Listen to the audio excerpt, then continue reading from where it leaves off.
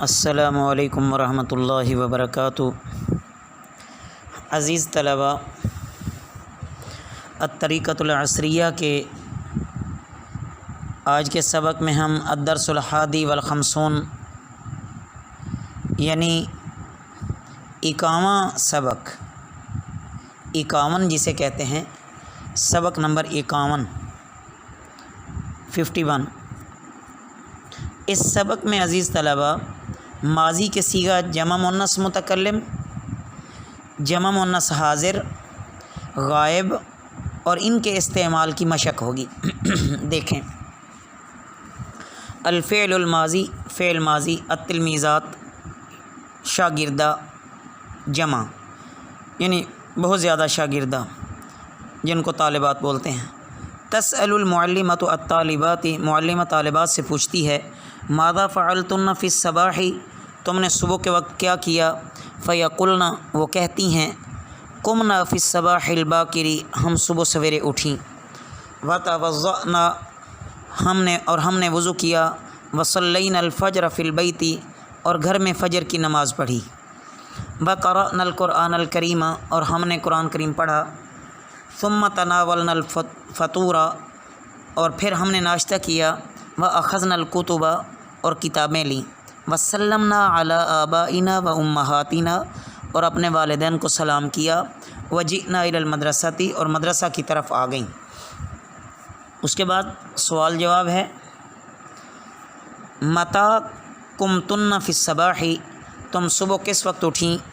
قمنا فی الصباح الباکر، ہم صبح سویرے اٹھیں۔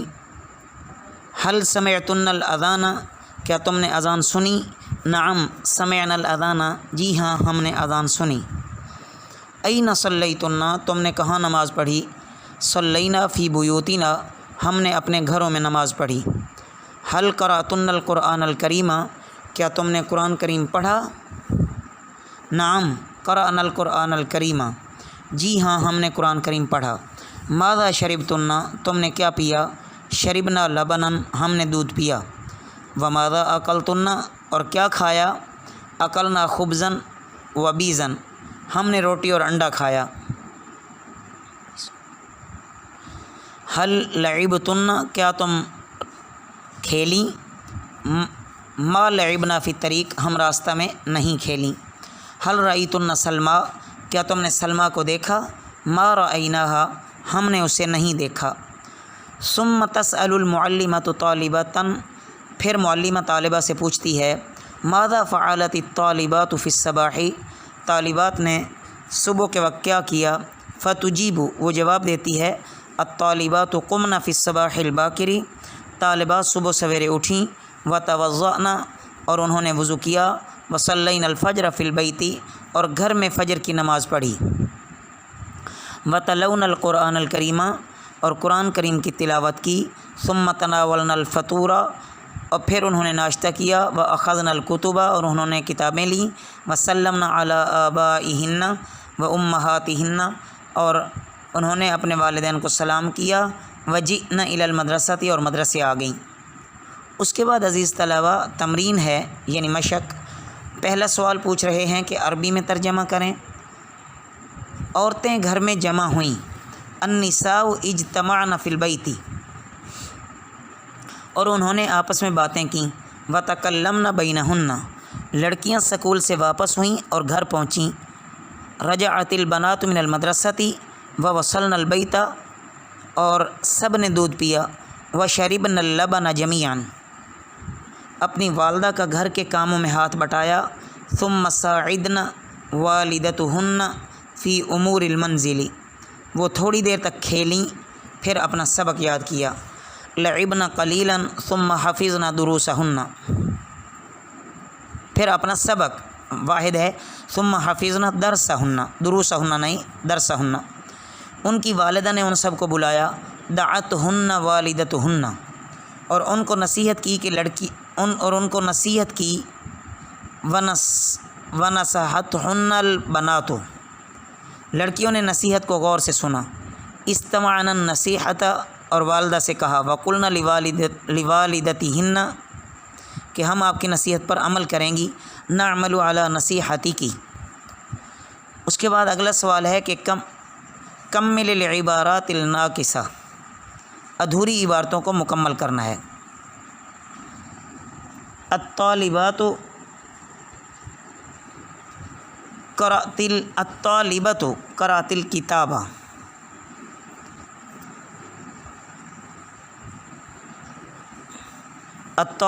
الطالبتان قرأت الکتاب، الطالبات قرأن الکتاب، المرأة دعت البنات، المرأتان دعت البنات، النساء دعون البنات۔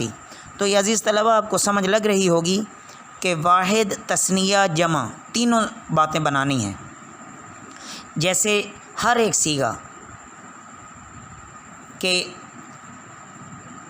فاعل بھی اور فعل بھی دونوں، اگر وہ واحد تو وہ بھی واحد، وہ تثنیہ تو وہ بھی تثنیہ، وہ جمع تو وہ بھی جمع، اس طرح آخر تک بناتے چلنا ہے۔ مفعول جس طرح مفرد آتا ہے وہ اسی طرح مفرد ہی کھڑا رہے گا۔ الطفلۃ لعبت فی الحدیقۃ، الطفلتان لعبتا فی الحدیقۃ، الطفلات لعبن فی الحدیقۃ، الوالدۃ نصحت الاولاد، الوالدتان نصحت الاولاد، الوالدات نصحن الاولاد، المعلمۃ دخلت فی الفصل، المعلمتان دخلتا فی الفصل، المعلمات دخلن فی الفصل، الخادمۃ نظفت الحجرۃ، الخادمتان نظفت الحجرۃ، الخادمات نظفن الحجرۃ۔ میں پہلے کا ترجمہ بیان کر دیتا ہوں، آپ آگے تثنیہ جمع خود بنا لیں گے۔ الطالبۃ قرأت الکتاب، طالبہ نے کتاب پڑھی۔ دوسرا جملہ المرأۃ دعت البنات، عورت نے بیٹیوں کو بلایا، بیٹی کو بلایا۔